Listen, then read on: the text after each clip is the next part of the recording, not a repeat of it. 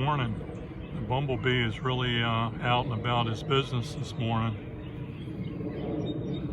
Today's Thursday, June 29th. It's going to be a beautiful day in the garden. Looks like this bumblebee's out going to pollinate every tomato out here today. I'm going to work on my row number 2 of tomatoes here and tie them up to start with. Use my my new tie-in tool, my new favorite tool. This row should go pretty easy. 12 of these plants are determinate, so I'm not going to really be chopping any suckers off or trimming them up anyway, unless something really needs trimming. I'm just going to tie them, because determinate means they'll grow to a determined height, and at that point they'll have most all their tomatoes at the same time. They all get ripe about the same time. So you really don't want to trim too much off your determinate tomatoes, because they won't just keep growing like crazy.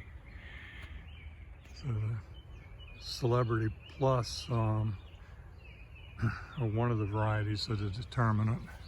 The second one here are these Marglobe. And you see they're down a little short. And the next ones in the row are indeterminate. They're Park's Whopper, and you can tell they're huge and big. There's only 4 of them, so I got a little trimming and a little harder to tie them up. Mountain Fresh Plus, they are also determinate, and they're kind of short. Plus I've got a couple dying over here. Let me move over there and I'll talk about that.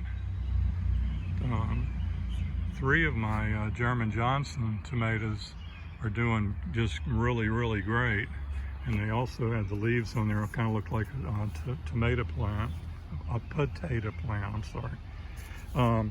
But you can see one of the German Johnsons are not doing well, and one of the Mountain Fresh here, the 4th plant in that group, is not doing well.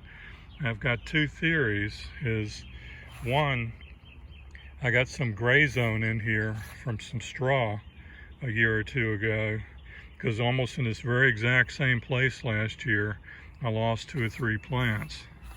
So it could be that, and you can see now I've got oak leaves in here. I'm not using any straw in my veggie beds anymore. It's too much danger to get to poison your dirt and kill all your plants.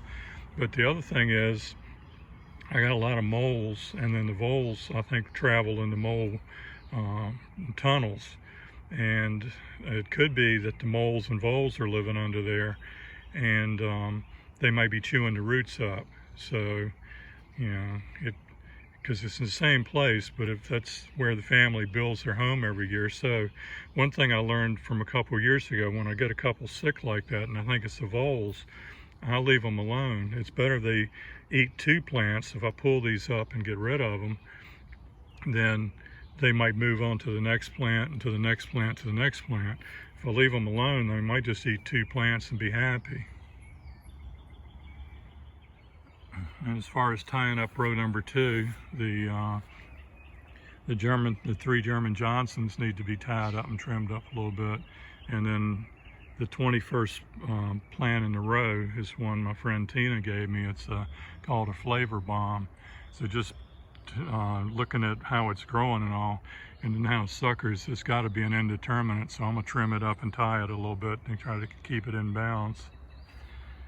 So it shouldn't take long to do this row. Not much trimming, but just a little bit of tying. I'm going to get over here to row number 3. That's the one here on the end, is another Flavor Bomb plant, and that one's going wild. I have to be, and the stalk has really gotten thick on it with all that rain we had for last week. So, so I'll have to work on that one kind of careful to get it back on this conduit. This plant has gotten a little old up here since the last time I staked, and it's a little stiff and everything. So I'm gonna tie each stalk up to the pole here separately, and I pulled a lot of slack when I do it, so the loop would be a little bit longer, so it won't pull them up tight against the pipe. So you can see this particular tomato plant made a sucker here. There's actually the sucker there. There's his limb and the main stem. So anyway, it came on up, and so it was kind of stiff. So I made a longer loop there and a longer loop there and got them pretty much attached to the pipe so they won't blow over. And then I made a longer loop here, and by the time I got back up here, I got both of the main stems inside of one loop. So that's the way I try to do them, to keep them kind of neat and tidy. And when the plants are standing up, and it also creates plenty of shade down here, so the sun won't scald your tomatoes as they turn ripe, because they're going first bloom set, second bloom set, third bloom set, fourth and fifth bloom set. So she's going to at least have 5 or 6 bloom sets on that plant. And here's another Celebrity Plus plant besides the one I was just working on. There's the first bloom set. It's got a small one there, but it's got 5 tomatoes on it. It's got 5 plus 2 more there. So I think that's 2 different bloom sets, but you can see there's nothing here, and there's really no more suckers on the plant. That's a determinate plant, and it's about 3 foot tall and got 3 groupings of tomatoes, and once they're done, that plant will die. And so when you see it turning yellow and dying, don't think you did anything wrong. It's just determinate. It just lives so long, and that's it. Wow, look at this park swapper right there, just waiting to turn ripe. Man, that's gonna be some good eating there.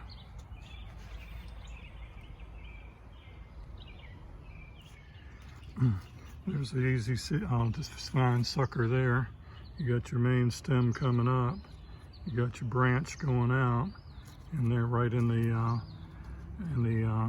underarm pit right there is a sucker. Let's see. Anyway, I got 2 good stems on there, and the plant's already 5 foot tall. I don't need any more suckers on this thing. Well, remember what I mentioned yesterday. I was getting ready to tie this one up, but the plant on the end of the row is all up into it. So I'm going to go tie this plant up first, and then that'll clear the way to come back and get the next to the last plant in the row. And this one over here is already kind of out the way, but I'm going to get the end one next. All right, let's look at row number 2 now.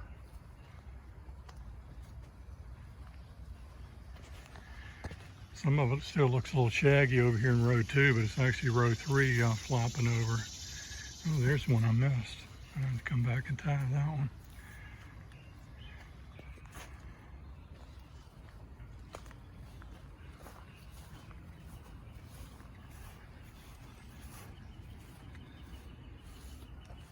These Flavor Bomb tomatoes, some kind of cherry tomato.